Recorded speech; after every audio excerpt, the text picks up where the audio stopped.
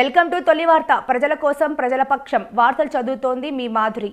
ప్రజలు అప్రమత్తంగా ఉండాలి. మూసాపేట ఎస్ఐ వేణు. ప్రజల అమాయకత్వాన్ని చూసి సైబర్ నేరగాళ్లు ప్రజలను మోసం చేయడానికి సైబర్ నేరగాళ్లు అనేక ప్రయత్నాలు చేస్తున్నారని మహబూబ్ నగర్ జిల్లా మూసాపేట ఎస్ఐ వేణు తెలిపారు. ఈ సందర్భంగా వారు మాట్లాడుతూ అమాయకులైన ప్రజలు ఎన్నో విధాలుగా ఎన్నెన్నో నెంబర్ నుంచి కాల్ చేసి మీ ఆధార్ కార్డ్, పాన్ కార్డ్ లేదా ఓటీటీ చెప్పమని అనేక రకాలుగా ప్రయత్నాలు చేస్తారు. అంతేకాకుండా మీ బ్యాంక్ ఖాతాలో డబ్బులు పడ్డాయని, మీ బ్యాంక్ నెంబర్, ఓటీపీ నెంబర్ చెప్పమని కాల్ చేసినప్పుడు ప్రజలు అప్రమత్తంగా ఉండాలని తెలియజేశారు. అంతేకాకుండా మీకు ఫ్రీ గిఫ్టులు మరియు ఎన్నో బహుమతులు వచ్చాయని, మీ మొబైల్కు ఓటీపీ నెంబర్ చెప్పండి అని ఎవరైనా కాల్ చేస్తే మీ దగ్గరలో ఉన్న పోలీస్ స్టేషన్కి వెళ్లి సమాచారం ఇవ్వండి. అంతేకాకుండా 1930కి కాల్ చేయండి అని వారు తెలిపారు.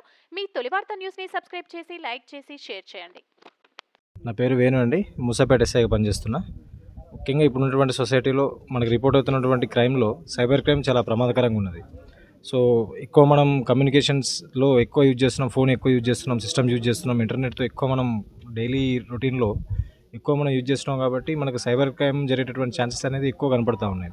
అఫెండర్స్ మన యొక్క అమాయకత్వాన్ని, మన యొక్క ఆశలని ఉపయోగించుకుంటూ మనకు ఈ గిఫ్ట్లు, ఫ్రీ గిఫ్ట్లు అని కానీ, లేకపోతే మరి ఇంకొకటి ఇన్వెస్ట్మెంట్ ఫ్రాడ్స్ కానీ, ఇట్లాంటివన్నీ కూడా మన ప్రజలను ఆశ కల్పించి వాళ్ళ దగ్గర నుంచి బ్యాంక్ అకౌంట్స్, అదేపాటు ఓటీపీ, లేకపోతే ఫోన్లో ఉన్నటువంటి డేటాను షేర్ చేయడం జరుగుతుంది.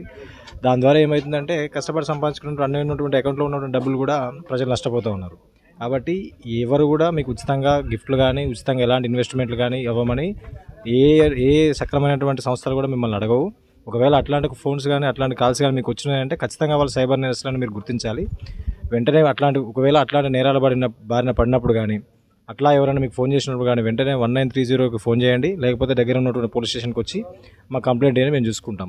అట్లానే కానీ ఎట్టి పరిస్థితుల్లో కూడా మీకు సంబంధించినటువంటి మీ వ్యక్తిగత ఇన్ఫర్మేషన్ మీ ఫోన్లో ఉన్నది కానీ, మీ బ్యాంకు సంబంధించిన విషయం కానీ, ఆధార్ కార్డు విషయం కానీ, లేకపోతే డెబిట్ కార్డు, క్రెడిట్ కార్డులకు సంబంధించినటువంటి నెంబర్లు కూడా ఎవరికి షేర్ చేయకూడదు. ఇంకోటి ఏంటంటే ముఖ్యంగా బ్యాంకు నుంచి ఫోన్లు చేసి ఎవరు కూడా మిమ్మల్ని మీ వ్యక్తిగత వివరాలు ఎవరు కూడా అడగరు. ఏమైనా అట్లాంటి కాల్స్ వచ్చినప్పుడు ఒకసారి బ్యాంక్ వాళ్ళతో మాట్లాడుకొని మీరు సెట్ చేసుకోండి. సో ఇట్లాంటి ఏమైనా నేరాలు, ఇట్లాంటి ఏమైనటువంటి ఫోన్ కాల్స్ వచ్చినప్పుడు ఖచ్చితంగా మీకు 1930 టోల్ ఫ్రీ నెంబర్కి మాట్లాడండి.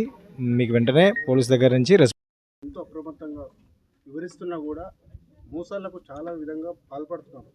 కారణం ఏంటి అంటే ఇదేనండి. ఇప్పుడు ఎక్కువ అవగాహన లేకపోవడము, ఇట్లాంటి సైబర్ నేరాల పట్ల ముఖ్యంగా అవగాహన లేకపోవడం.